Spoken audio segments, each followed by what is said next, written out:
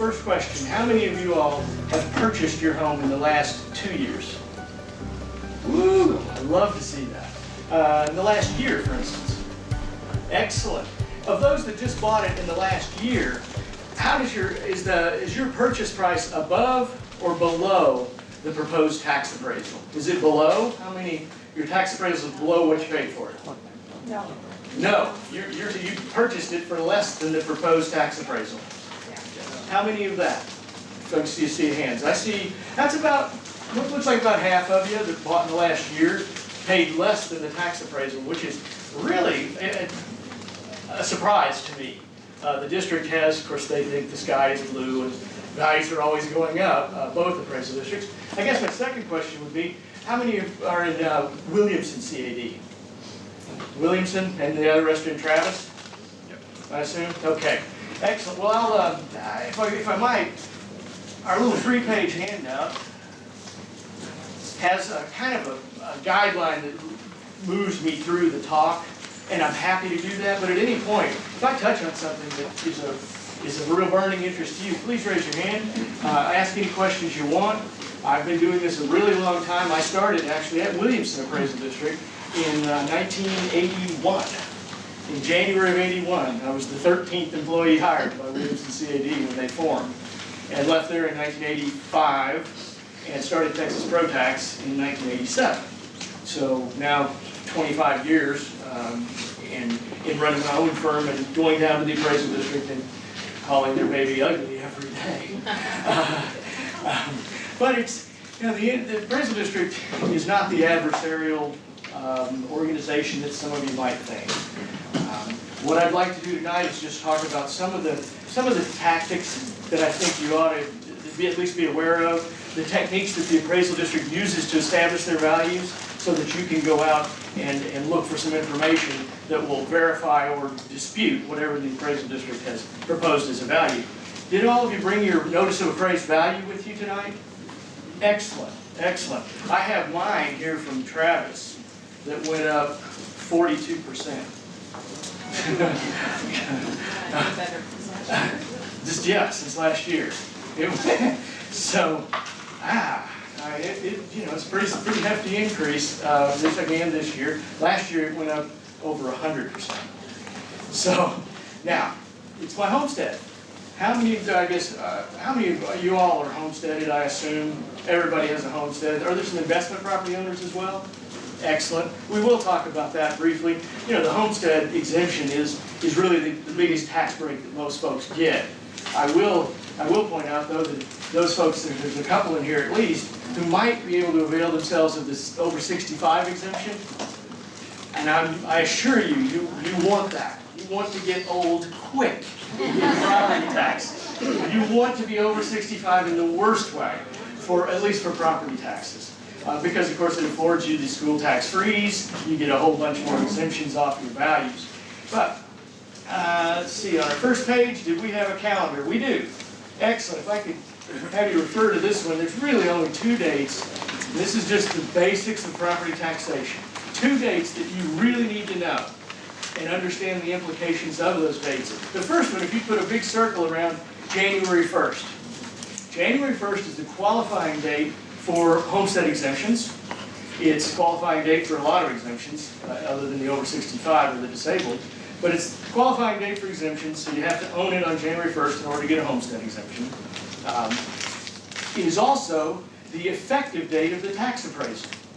So, some of you may know Judy Maggio. Any of you that have been here a long time, you might have known Judy. She was on TV forever, an anchor. Went on vacation one year and her house burned down on January 3rd. She wasn't there, no one was hurt, but Judy got to pay taxes on that house as if it stood there all year long, because it was there on January 1st. And this leads you to the first part of tax planning, and that is, for goodness sakes, if you're going to add something to your house, if you're going to add a swimming pool, or blow out the back wall and get a master bedroom and master bath added, don't do it in the fall. Any improvements you make to your house, do it in the winter. Because if you put that pool in October, that pool is there on January 1st. You're not going to be swimming in it, but it's sitting there, and you're going to pay taxes on it that year. versus if you wait until February to put that pool in, you're still not swimming in it. But that's not going to go in the tax roll until the next January. You won't pay the taxes until the next January. You get 2 years out of that swimming pool without paying any taxes on it. Same thing with any additions to your house. And let's talk for a minute about improvements versus repairs. This is, a lot of times, I know folks will think that the appraisal district goes by and simply because they see the road appeal is very nice on a house, and so they'll up your condition factor, or your grade factor, or any of the factors describing your property. Much of this is a repair. I'm going to back up 1 second. Let me go back to the homestead exemption. What does the homestead exemption do for you? 2 things, really. 1, it exempts some value away so that you don't have to pay taxes on it. We just voted last fall, I think it was 2016, we raised the school tax general homestead exemption from $15,000 to $25,000. Well, I mean, that's what, 250 bucks? I mean, this doesn't really do much for you in value. The counties generally give you more than that. I'm not sure of Williamson, but Travis gives you 20% off.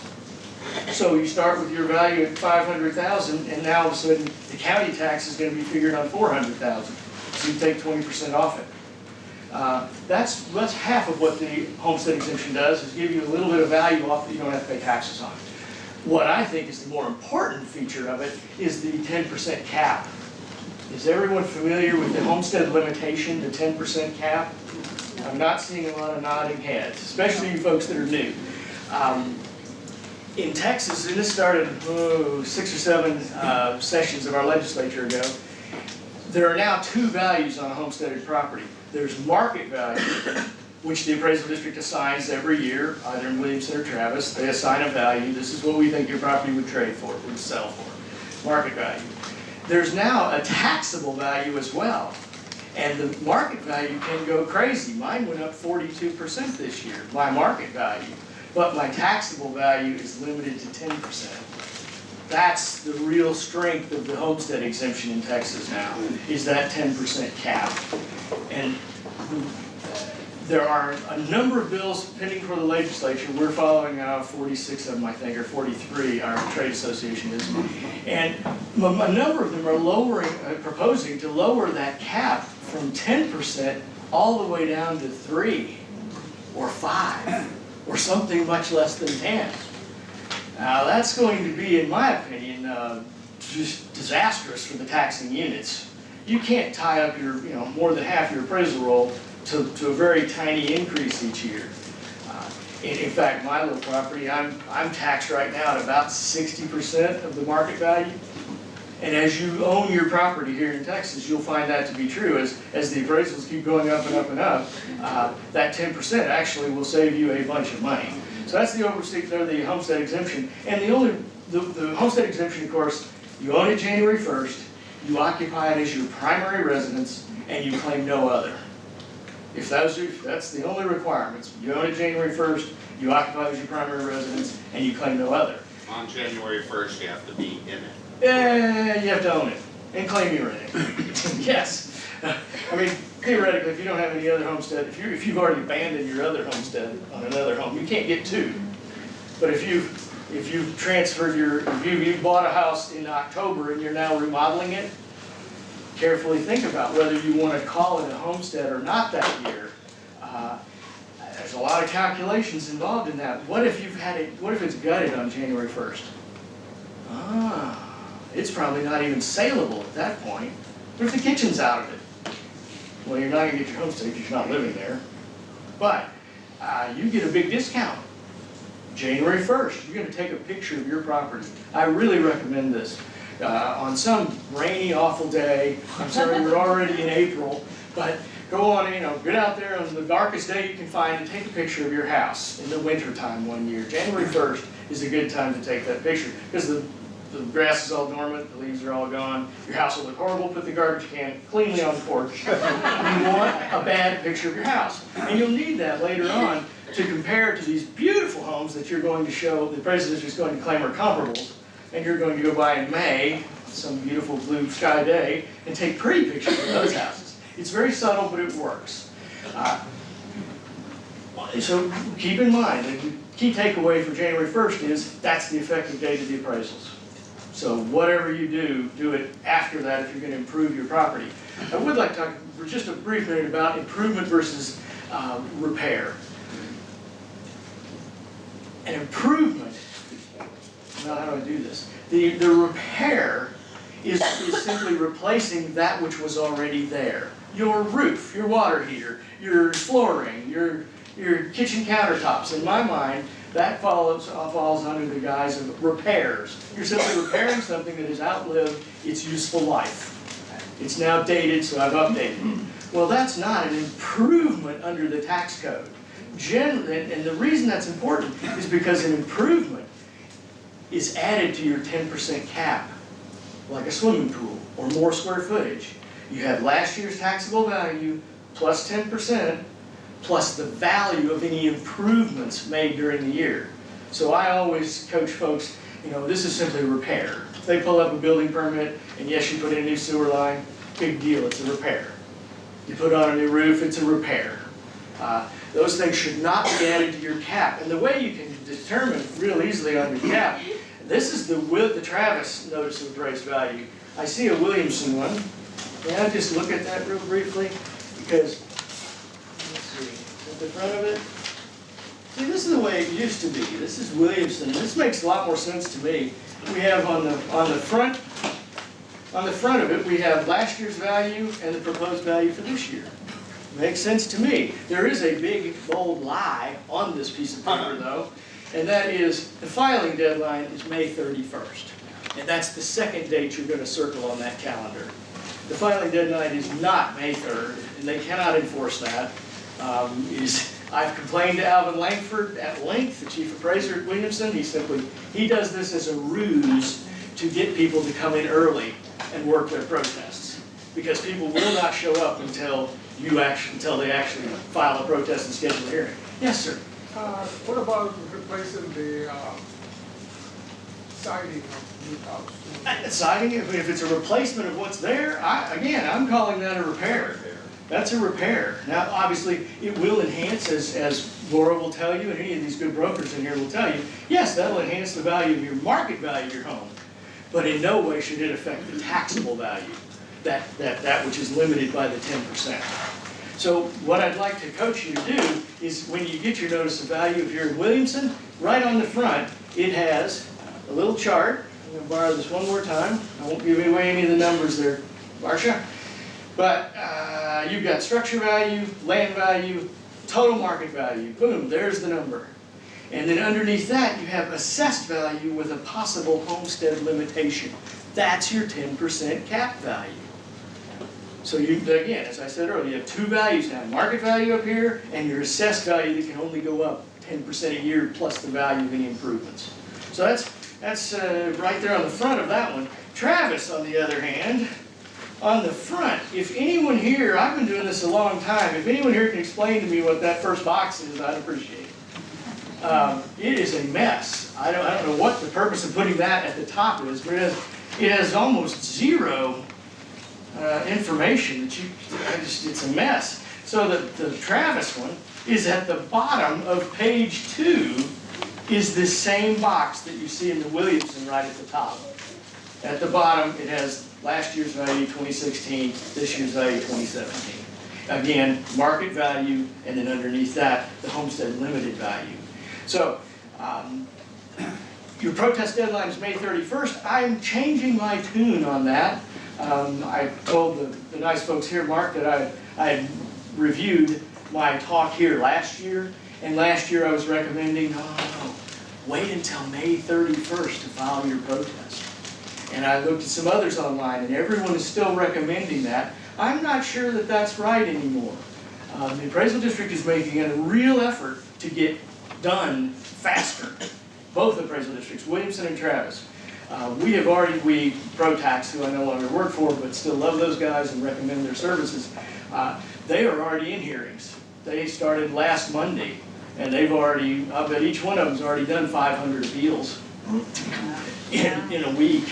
I mean, I apologize for that, ProTax does almost 44,000 protests in Travis County. Think of that number. and 7 or 8,000 in Williamson. So you guys are moving along. And I do recommend, if you're not going to spend the time to do this, I would reach out to a firm or a professional to do it for you. They'll always work on a contingency fee. They won't charge you anything if they don't save you any money. They'll take a percentage of what they save. That varies anywhere from a third to say 50% of what they save you, and of course no fees at all if they don't. So I would commend you, if you're not going to do it, put it in the hands of a professional who at least will make an effort. I mean, it's in their best interest to get that value down, or they don't make a dime. I did that for 30 years.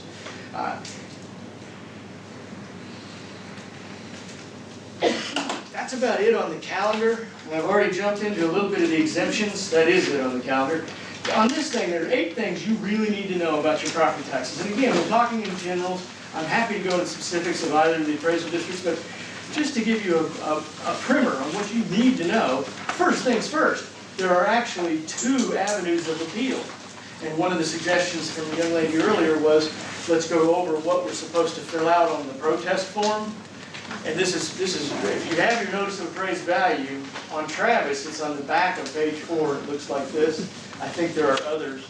Williamson may have it directly on the back or a separate sheet. Okay, separate sheet. But I think the order of them are both the same. Your name and address is all already filled in unless you're filling out a blank one. Step 3, you're always going to mark the first one that says incorrect appraisal market value. That is your market value appeal. The second box you're going to always mark is value is unequal compared to other properties. That's your equity appeal. And that's written right here in the first one. Rule number 1 of 8 things you need to know. Your property tax appraisal is required by law to be at 100% of market value, whatever that is. It's a guess, it's a range. And, underline, be equitable in comparison to the tax appraisals of similar properties. That's a completely different test. On the one hand, in the market appeal that you're going to undertake, you're comparing your tax appraisal to the selling prices of similar properties. Either you discover them, Laura's very kind and gives them to you, or your other broker gives them to you, the sale properties. So now you have the sales, and you're going to compare that to the tax appraisal of your home. That's the market appeal. The other one, the equity appeal, which we have found to be very powerful in Travis County. The board salutes it, and that is comparing your tax appraisal to the tax appraisals of a representative sample of similar properties. When you're talking in terms of the market value appeal, generally you'll see the appraisal district use 3, 4, 5 sales, generally on their little grids.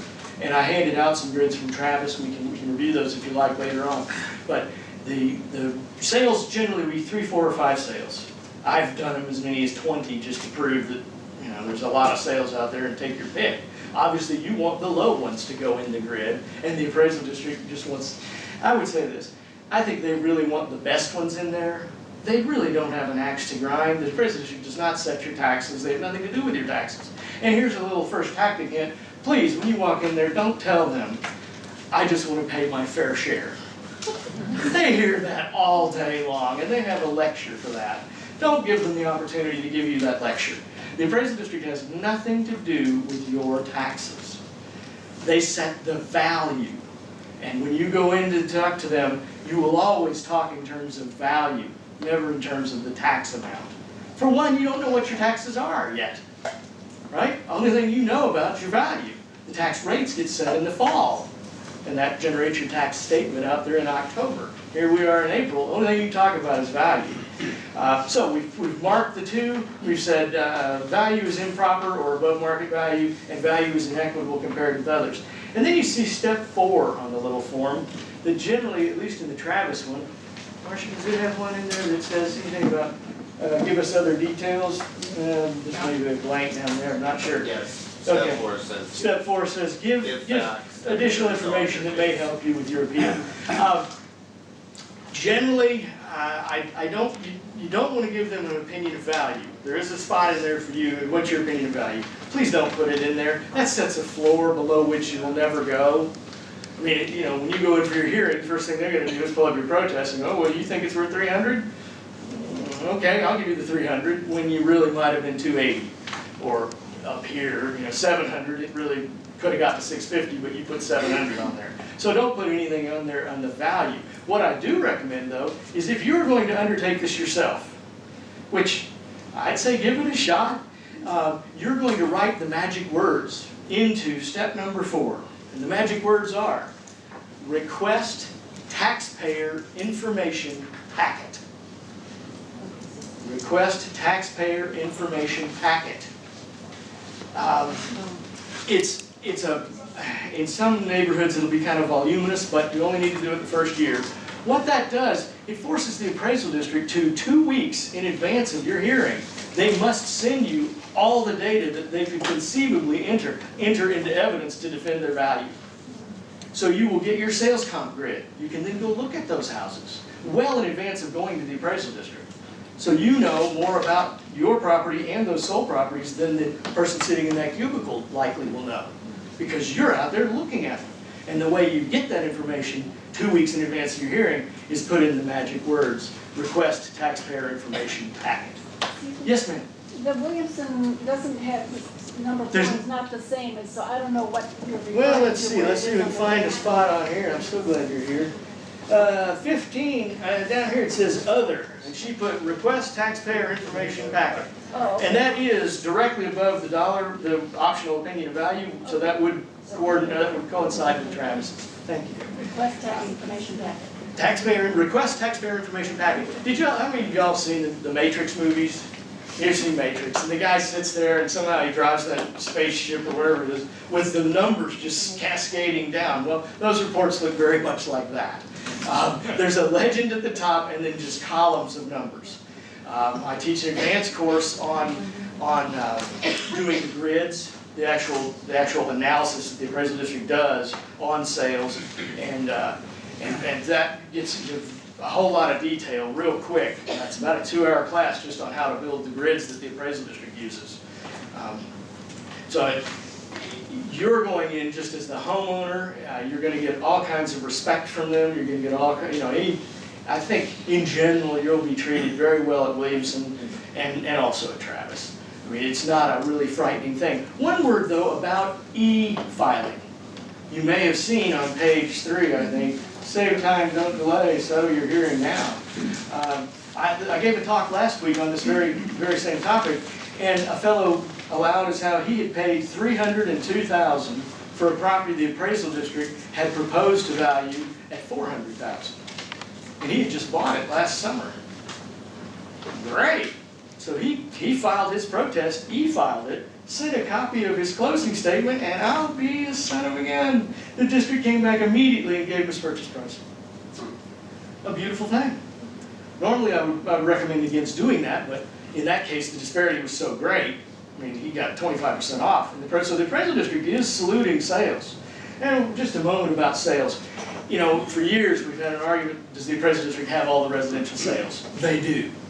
There are at least 3 brokers working there who are members of the Board of Realtors. There's 2 or 3 fee appraisers that are working there that are members of the Board of Realtors. They've got all the sales. Now, in the past, I had decried that and not wanted the appraisal district to have all the sales. One, because we want to feed them the ones that help our case. And second, I was afraid that the appraisal district, that the taxing units would want to try to tax real estate transfers, i.e. a sales tax on real estate. And I was afraid that if that full disclosure was out there, that was just the first step towards a transaction tax on real estate, which we do not want. I assure you, we don't want that. However, again, last fall, we voted and put a constitutional amendment in, if anybody remembers it, prohibiting the state of everybody, a taxing unit, putting a transaction tax on the sale of real estate. So now, if the appraisal district gets all the sales, that's fine. I believe in their philosophy, and that is, what are the best sales? What are the most comparable sales that are in the same similar condition your property's in, similar location? What do those sales tell us about your value? That's really how I think the district does it. Back to e-filing. I used to think that was just literally a waste of time, and you were probably cutting yourself off at the knees by doing that. The appraisal district has greatly changed how they handle e-filing now, though. It used to be that you e-filed and you never had an opportunity then to have an informal hearing. How many here have actually gone to informal hearings? I'll bet a lot. Okay, so you've been out there before and talked to these people. Is some of this making sense? I mean, this is how they look at it. If you're now, though, both appraisal districts, I believe, will allow you to, even if you've e-filed and you've begun some communication, negotiation about your valuation, you still have the opportunity to go in and meet with the staff, just as you would have done if you hadn't e-filed. So, you know, I'm losing what the downside of e-filing is now. If they're going to treat you just like a normal taxpayer, what if they go ahead and, you know, you didn't do anything but push a couple buttons and boom, you got $30,000 off your house. This is a quick $700. Thanks. So I'm not completely against e-filing, especially if you're not going to be out there yourself. If you know you're not going to undertake this yourself. E-filing is an easy way to check. All right? So e-filing is always good. Or is better now, I should say. Can it get you on the calendar faster? It does. On their work calendar. On their working calendar, although in the past, in the most recent past, last few years, e-filers, if they couldn't get a resolution, the appraisal district just put them out into the pasture and let them sit there until sometime in July or August, Yeah. and then they would send you a notice to come in on a hearing. So e-filing doesn't necessarily mean you're at the front of the line, and of course no one wants to be at the front of the line. Why? Well, first guy out of the foxhole gets shot every time. You do not want to be the first appellant out there, I promise you. You want to be the last appellant out there. And of course you can, and I'll get to you, sir, you now have, this is another little tidbit and tactic, is you now have the opportunity to reschedule your hearing for no reason at all, one time. As a homeowner, self-represented, if the appraisal district sets a hearing date, you just call them or send them a note and say, I can't make that hearing, would you reschedule it? And that will push your hearing out probably another month. And the reason for that is, why? Because as the appeals are being settled, some of those other neighbors of yours are going to get reductions. Now that's a good equity comp. Yep. All right? So we're looking at what is the current value on your neighbor's houses, not what was proposed.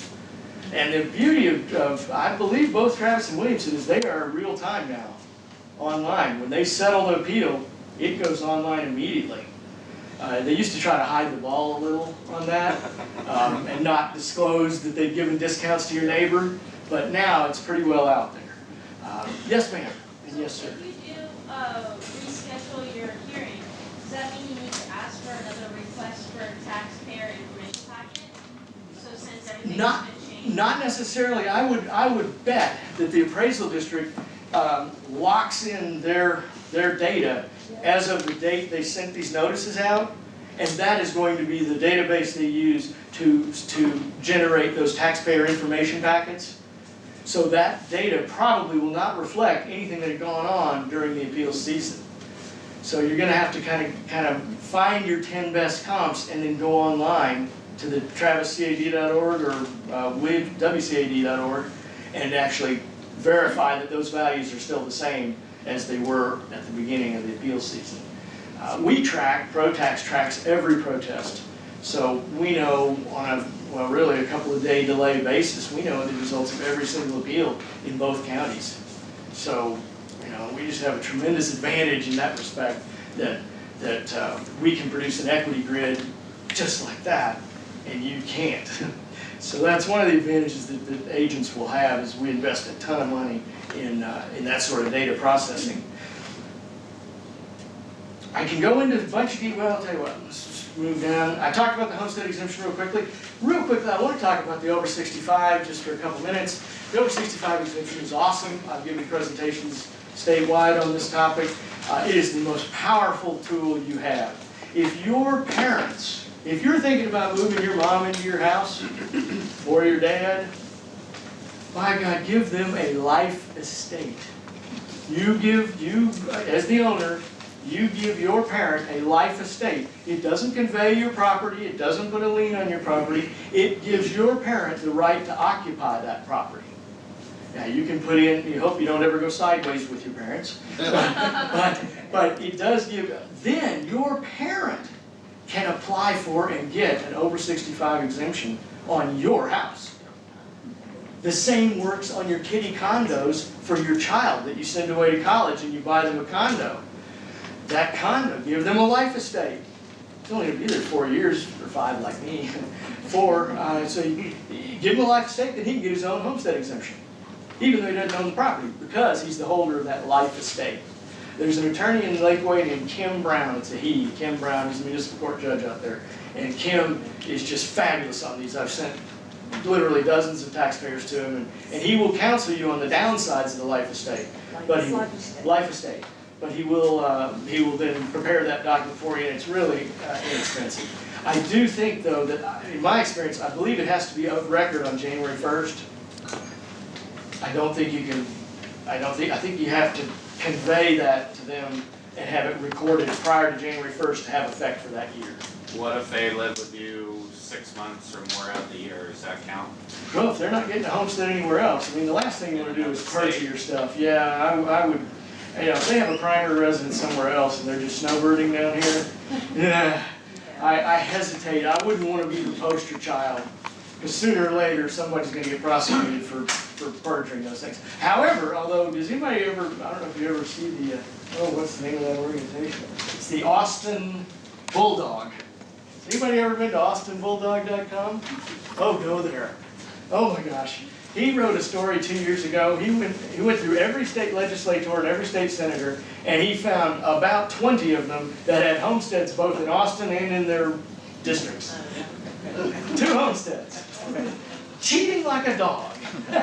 And he went out and took pictures of all of them and put them on the web. It's a beautiful thing. So, and of course, what happened to it? Nothing. Nothing. They weren't prosecuted. There was no repercussions at all. For them double dipping and flat lying on that application. He had photocopies of the application showing the same signature on both of them. Wow.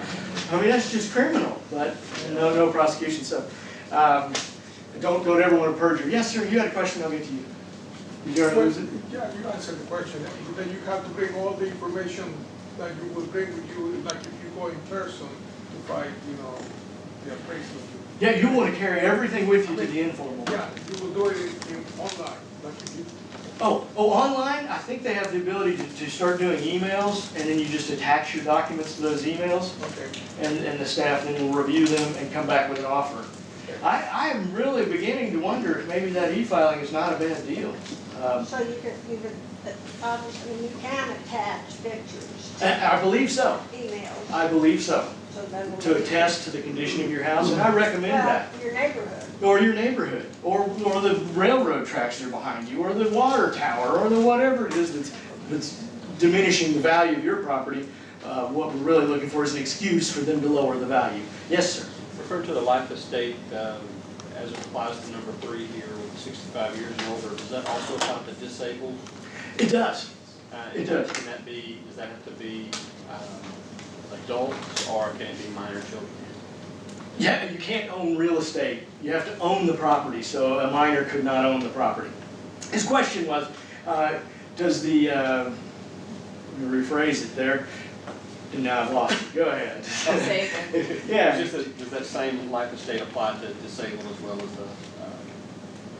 Right, so his question was the life estate, will it also apply to a disability, a disabled person? And that's a Social Security determination. If you have the little letter from Social Security saying you are disabled, you are entitled to that disability exemption on your homestead, and it gives you all the breaks that the over 65 does. It freezes your school taxes, it does a lot of wonderful things. Yes, ma'am?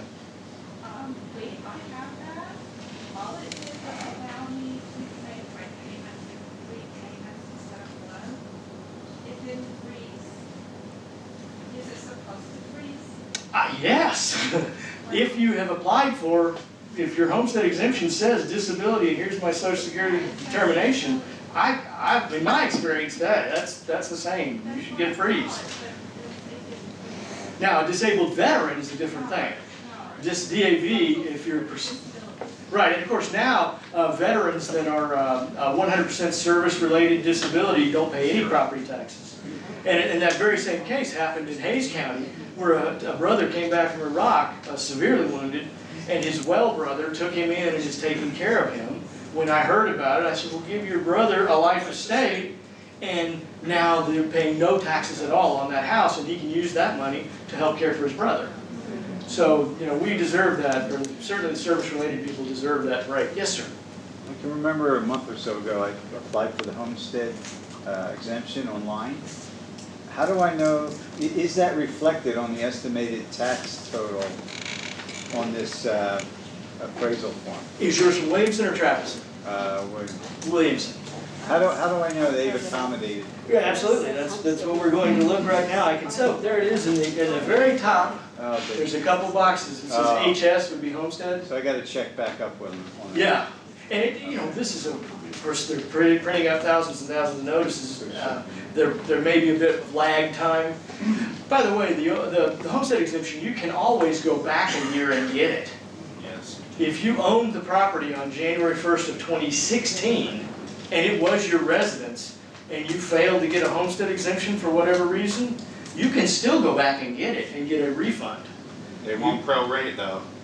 They won't prorate it, meaning like if you owned it in the middle of the year or maybe even a couple days into January, it has to be January 1. The effective date of your ownership has to be January 1. But if you bought it in 2015 and in the hustle and bustle you forgot to apply for a homestead exemption, you can still go back and get it. You can always take the current year, which is now 2017, plus 1.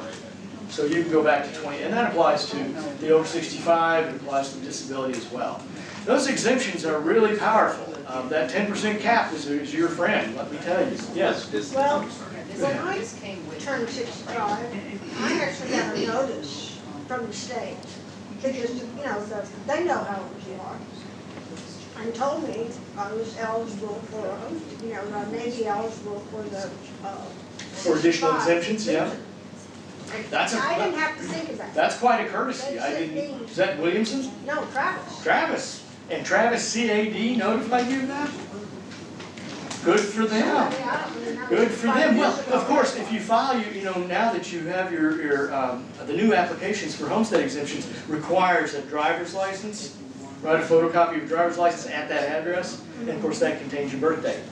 So clearly they've initiated a system of capturing those birth dates, which I think is a great service to the taxpayers. And just as an aside, Laurie Kriegler, who is the chief appraiser in Travis County, is a very nice lady. She really is. I've known her for 30 years now. And she's not very old. She started when she was way young. And she is really good. She's well thought of around the state. If you have any problems with the appraisal district, don't hesitate to reach out to Maria. She's very accommodating to taxpayers. An interesting thing, the legislature has in one of their proposals this year to change that from an appointed position to an elective position, which I see that as fraught with all kinds of danger. I mean, if you're coming in and arguing, here's the taxpayer right in front of you and a voter, I just think there's too much conflict. At this point, they are appointed by the board of directors, who are in turn appointed by, in our case in Travis, they're appointed by an administrative court judge. In Williamson, they're appointed by the taxing units themselves. So, yes, ma'am. Could you please give a little bit more details how the parent can apply for the exemption if there is life estate? Yes. What was the question? She's asking more details about the life estate And how the parent can apply for the exemption? and how the parent could apply for that exemption for their child, or for that. An attorney. You must use an attorney. It is a document. That life estate is generally a 2 or 3 paragraph document, 1 page, and you will record it at the county clerk's office. Again, I think by January 1st, before January 1st. And then whoever is the holder of that life estate may apply for their own exemption on the property, thus giving you some dollars off the value before they tax it, and also giving you the protection of the 10% cap. So do we need to go to the county to apply for the exemption? Yes, once that document, that life estate is recorded, once it's of record, your child or your parent would then apply for their own homestead exemption. You can get that online. Just fill it out, copy of your driver's license, mail it off. The attorney ought to provide the step-by-step information. And indeed, Mr. Brown will. That life estate is very powerful.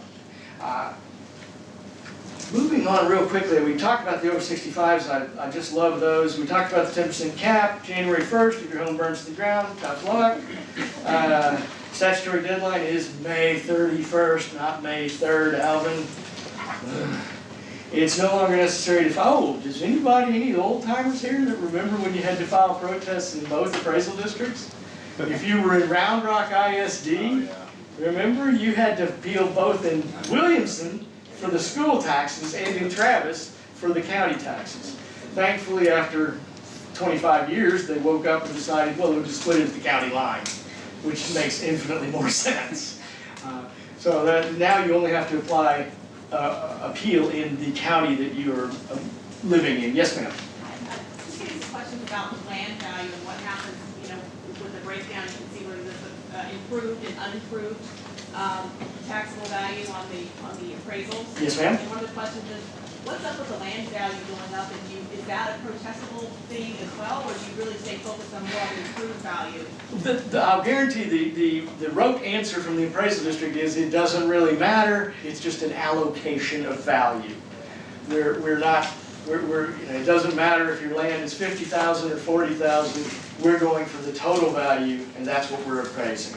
I will say this though, at least in Travis, and I'm assuming Williamson too, they're really good about, well, good, they tend to put premiums on lots that have views, for instance, waterfront, golf course. They'll up your value such that it is now a multiple perhaps of your neighbor who doesn't have that amenity. Conversely, if you have a water tank behind you, or a gas line easement across your property that affects its developability, then you can have an appeal. Most subdivided lots, and the answer to your question, Laurie, is the land is what the land is. As long as it's equal to everybody, it's kind of equal depth of harm. I mean, there's really not Last much. year, Surprised Travis that County land had improved value doubled? Would that surprise you? The land value doubled? The land Yeah. value. Oh, that doesn't surprise me a bit. I mean, you go out to Lake Travis. Remember in 1998, you could buy a really nice lot in Lake Travis for $30,000, and by 2003, that lot was $1 million. I mean, it's location, as she will attest. So land values, and I will say this also, comparing or trying to use as a basis of your argument, that comparing it to last year's value is really not an effective negotiation technique. Each year stands on its own. They have a speech ready for that. I see some nods. Folks that have talked to them. Comparing it to last year, mine went up 12%, my neighbor's only went up 8%. Yeah, that's just not that persuasive an argument at the appraisal district. Yes, ma'am. But last year in Travis County, in my neighborhood, there was probably a 50% increase in the value of the property. The total value? Yeah, of the Or property. just the land? Of the land, Yes, ma'am. which was a big mistake, because it's a piece of property, the land. Shouldn't even have been built on. I'd like to, what is their explanation for that? Well, I mean, no, I I'm think. not on a lake, I do not have a Chevron sign. So there's. but I know that. So it's not an income producing property, is that okay? It was built by the. What their response, and I believe this is what both appraisal districts would try My to lot explain. didn't get bigger. Absolutely, absolutely, but nothing is ever static, right? The market is always moving up, down. It's never going to be exactly the same. It's true, land doesn't depreciate. And in fact, I think everybody here would probably nod and say land is appreciating in Travis County. Yeah, but I mean, that was, But you can talk about doubling it. Talk about doubling it. Here's how it actually works when they are using basically a land residual technique, which is an appraisal term. But what they're doing is they're using a cost model in their system to determine the value of your improvement, or of a value of a sold property's improvement, and then whatever's left is called the land residual. So they've appraised the building. So they take 10 sales, they appraise all those buildings, they take the sale price, deduct what their appraisal of the improvement is, and what's left is the land residual. And then the object is to put that same or equitable land residual on everybody that's nearby. So I'm thinking in land, unless your property has a specific problem, you know, a ditch through it, or some bad problem that differentiates yours from everyone else's, I don't find it to be a very productive argument to go in and argue the relationship to last year's value, No, I just wondered how they. yeah, they use a land residual technique, and a lot of times, well, with as many teardowns as we have now, not so many up here, but Central City, and in Georgetown even, they're tearing down houses right and left, and so that how much of that sale price was in the land? It was sold for $330,000, and they tore the house down. Whoa, now you've got $300,000 lot under that thing.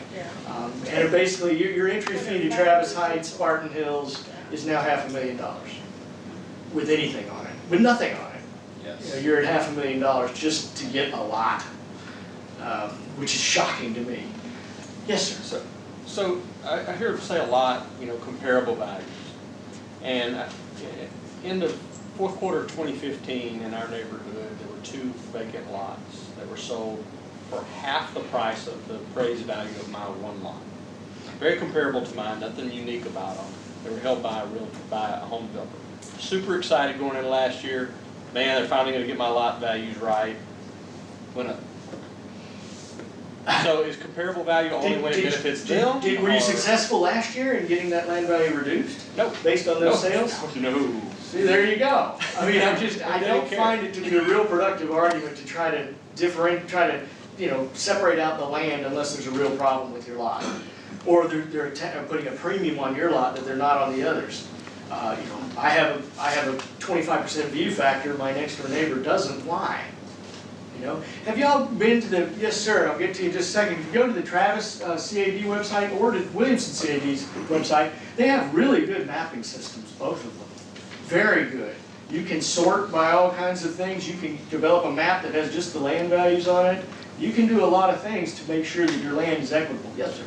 So I just want to understand, I think I get what you're saying as far as separating out the land value. My land value is assessed the same as the guy down the street who has a golf course lot. It's probably not, are you saying don't necessarily focus on the land piece of it, just focus on the I mean, to the extent that you can point to him and go, hey, this is a whole lot better than mine. Well, then the question in the appraiser's mind is, well, how do I discount yours? When the houses on either side of you are the same, yeah, he has a better lot. What you've effectively done is just ratted out your neighbor. and now they're going to go look at his golf course lot and add it to next year. But again, that's going on your market value, not your 10% cap value. Yes, sir. So my 2017 proposed value is 25% more than last year's value, but I have a homestead exemption. Mm-hmm. So I know I should only have to pay 10% more than last year. Correct, and you will be assessed on no more than 10% above last year. So will they show that It's on? 25% more than last year. Right. We'll be happy to, yes, it will show up on this document, on your notice of appraised Okay, value. what if it didn't? What if That it was my didn't? question. Yeah. More than It went up 10% way more increase. than 10% in its homestead Okay. exemption. And it The went only way- caveat to that 10% is it only applies in the second year of your homestead. That was the quid Wow. quo pro. Man, that's so That was the quid quo pro. I remember the discussions with the legislature on this 10% cap is going to hurt the taxing units really bad. Okay, well, we won't let it apply the first year you get your homestead exemption. That's the year the appraisal district has a chance to make up and get the value up to close to what you paid for it. Assuming it's equitable with all your neighbors. They can't raise just you. That's called sales chasing. So they raise everybody up, maybe based on your sale, but they raise everybody up, and that year you don't get the protection of the cap. That first year you get the homestead exemption. So that was part of the legislation when we first did it. Yes, a bunch of questions back there. Yes, ma'am.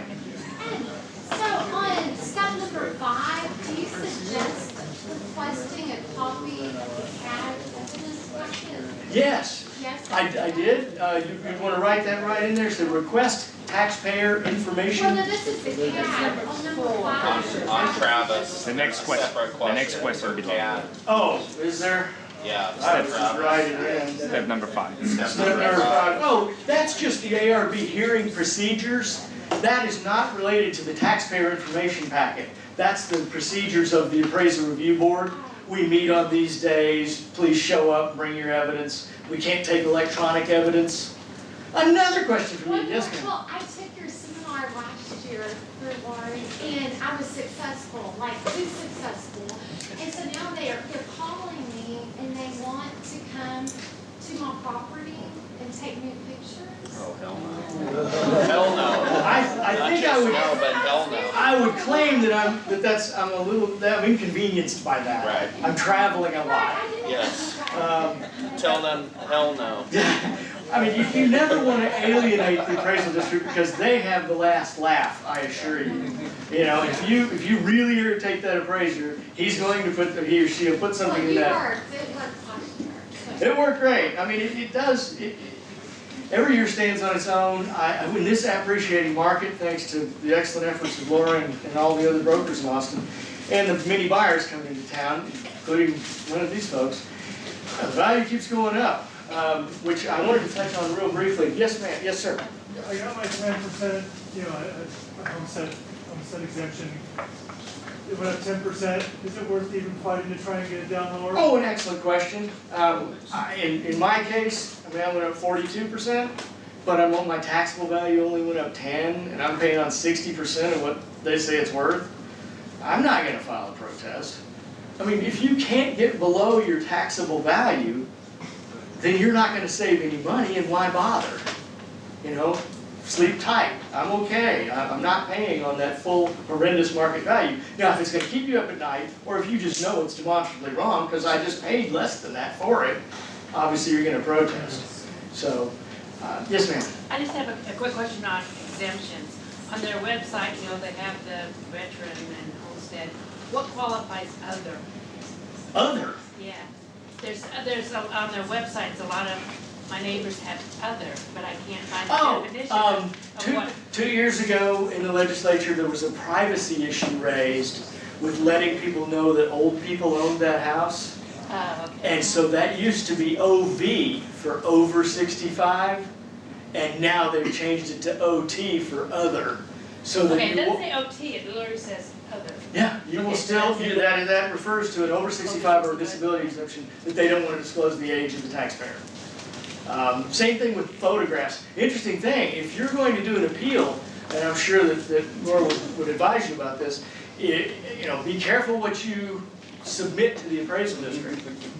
Because on your new owner disclosure forms, from both TAR and from Axis here in Austin, you must disclose any evidence you have presented to the appraisal review board about a material problem with your property. Foundation problem. That's the big one. Yep. You go in, you get a little discount on your taxes, and you thought your foundation was fine, you market it, you better tell them that there was a foundation issue. Or that you at least claimed there was. So, the appraisal district they will regurgitate that information. If your buyer goes down and says, hey, if they ever badmouth their house, appraisal district will tell them, give them the evidence you submitted, it's public record. So, be careful, about what you disclose about your property. Yes, ma'am. You? Yeah, well, I was just gonna say, we're getting close to an hour. Yes. I wanted whatever, great information to get apart, and I think some of the burning questions are what's next, and maybe some people are thinking, is it worth contacting ProTax to assess whether it's worth it, what are some of the next steps, I guess? Okay, well this would be my recommendation to you, and this is in no way, I'm not connected with them anymore, but ProTax does, and they are the big dog in the room. They are. They are. We have lots of clients that successfully use them. I've used them, they're successful. Yeah, and you do absolutely nothing but sign a document, and that's all e-sign now, so you don't even have to get off your couch. And I will tell you, they are by far, they're statewide, the reputation is impeccable. Deborah Bauckham, David Bauckham, Jeff Haney, they are just a fabulous operation. They have on their website an opportunity, a portal, a taxpayer portal. You go there, you put in your either property ID number, you in some way that you can search it, find your property, and submit. And they will then, that gets routed to the tax agent within ProTax who does your neighborhood. They do everything by geography so that we become really familiar with that neighborhood. And so then that agent will receive an inquiry, they call it, from you. He will review it real quick, and if he thinks he can help you, he hits the button and the contracts immediately come to you by whatever it is, email. Here comes that e-signing thing, I don't know, either way it gets to you. And if you don't, they'll immediately fire back an email saying, I'm sorry, we just can't help you this year. Generally, they'll put in a little comment about you're way capped. Your taxable value is so low, I can't possibly get to it, therefore I can't take your case because I only work off what I save you. But that's a good third-party opinion of what your chances are from people who are down there every single day. So I think I would avail myself of that opportunity. You can always decline to be hire them, but they may well respond with a bunch of information that helps you. I know I do when I reviewed them, and so I would advise doing that. Real quickly, as I said earlier, I don't know about waiting anymore, and I'm not sure about e-filing. I probably, if it was just me, Joe taxpayer, especially if I was new to this, I think I would e-file. You're not giving away anything, but it's a quick, easy way to get your notice in there that I'm not happy with this value. Is there anything you can do to help me? You can throw yourself on the mercy of them. If they come back with a little bit of a reduction, great, you didn't do anything, you got it. If they don't, then you can circle the horses again and see or the wagons rather, and see if you can do that. Yes, ma'am. What's the, sorry. You said that ProTax work on a contingency basis. Yes, ma'am. Typically, what's the percentage? It varies anywhere from generally Tax Remedy, which was my firm in town. If you Google Tax Remedy, you'll get my company that's now been sold to ProTax. We worked on a third of the savings. ProTax in the past has always been at 40% for residential property. So if they save $1,000 1 year, yay! You keep 600 of it, your taxes go down by 600, and they'll send you an invoice for that 400 for their efforts. So it's always a split of the savings. Yes, sir. Can you appeal a protest? Can you appeal? Like you file a protest, you went through that, and got the information. What do you do? What do you do if you're not happy with the results of your protest? Yeah. Oh, an excellent question. What do you do if you're not happy? I went to the informal. I'm not happy. You have to go to the formal. You must exhaust your administrative remedies. That's a lot of work. Well, it is now. You can file by affidavit. You don't have to show up at all. I know, but it's still a lot of work, and I think people need to know that. Well, you'll learn the first year, but you'd be amazed. Those formal hearings, it's taxpayers. Mario shared a little tidbit with us the other day that I didn't know. The average age of the appraisal review board members in Travis County is 72. And there's 30 board members. This is a bunch of geezers. I'm sorry. I have had them fall asleep. I swear to you, I have sat in a hearing and that board member went stone to sleep.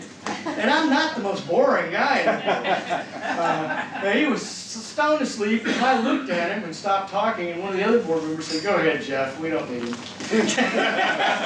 We'll make the right decision. Yes, sir.